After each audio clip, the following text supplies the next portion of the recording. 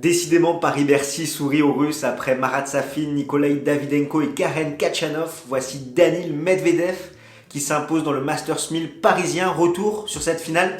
C'est parti, let's go! Tu es nouveau sur cette chaîne? Pour ne rien manquer de l'actualité tennis, abonne-toi et active les notifications en cliquant sur la petite cloche. Le contenu te plaît? Fais-le nous savoir en mettant un pouce bleu.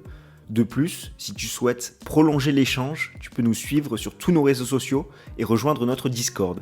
Comme on pouvait s'y attendre, cette finale du Rolex Paris Masters a été un match entre deux grands serveurs et c'est le Russe qui a pris le meilleur sur l'Allemand en s'imposant 5-7, 6-4, 6-1. Et c'est vrai que les deux premiers sets ont été conditionnés par la qualité de première balle d'Alexander Zverev.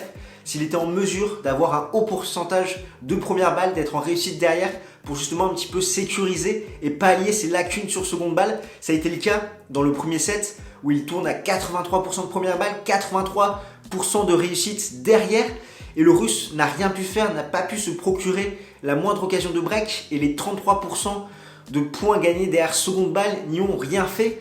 Ça a été un petit peu l'inverse dans le second set où Alexander Zverev a commencé à baisser son pourcentage de première balle. Il est passé de 83% à 67%, ce qui fait qu'il a mis moins de points également derrière sa première balle, 67% de réussite derrière, donc il était plus exposé sur sa seconde balle et Medvedev en a profité en se procurant énormément d'occasions de break et c'est logiquement lui qui décroche ce second set et qui va un petit peu doucher les espoirs d'Alexander Zverev, sachant qu'il va le prendre 6-4 et derrière Sacha va avoir du mal à s'en remettre étant donné que dans le troisième set il va se faire breaker blanc d'entrée malgré le fait qu'il ait eu 4 occasions de débreak derrière dans le deuxième jeu du troisième set. Finalement il ne va pas les convertir et derrière la messe était dite. C'était Daniil Medvedev qui avait fait le plus dur dans ce second set, justement en breakant son adversaire et qui derrière le troisième set est une formalité, ça fait 6-1. Ainsi on a eu un premier set où l'Allemand a été très fort au service et petit à petit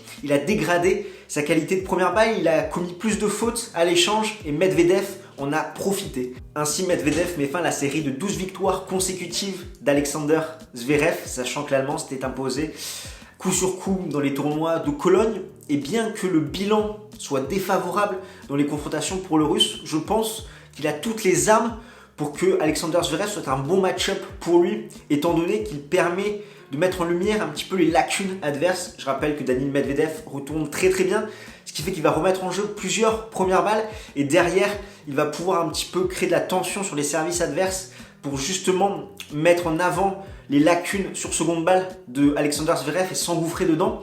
Également son jeu très à plat, ses balles très basses, ça permet aux Russes de dicter l'échange, ce qui fait que ce n'est pas l'Allemand qui a l'initiative. Et on peut également rajouter à ça que Medvedev redirige très bien la balle, notamment quand c'est des frappes à plat. Et on sait que Alexander Zverev frappe très tendu côté revers, ce qui fait que ces deux points forts sont un petit peu mis à mal, le service et le revers. Et derrière, l'Allemand est exposé et Medvedev a su en profiter comme on a pu le voir aujourd'hui, bien qu'il soit mené avant cette confrontation 5-1. Première finale en 2020, premier titre en 2020 pour Daniil Medvedev qui n'a pas su surfer sur la confiance acquise en fin 2019. C'était d'ailleurs son troisième titre en Masters 1000 après Cincinnati 2019 et Shanghai 2019, ce qui fait que le Russe retrouve des couleurs au meilleur moment.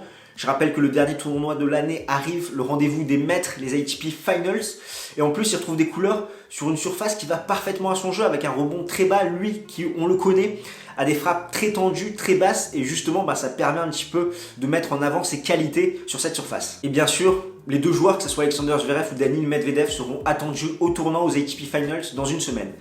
L'autre fait marquant de la journée, c'est le premier titre en carrière de Félix Auger-Aliassime, pas en simple mais en double, aux côtés de Hubert Hurkacz, le Polonais. Ils se sont imposés contre la paire Pavic-Suarez après avoir sauvé notamment 5 balles de match. Et nous du coup on se retrouve jeudi pour le tirage au sort des ATP Finals. On va te décrypter les deux poules qui vont sortir d'ici là. Porte-toi bien.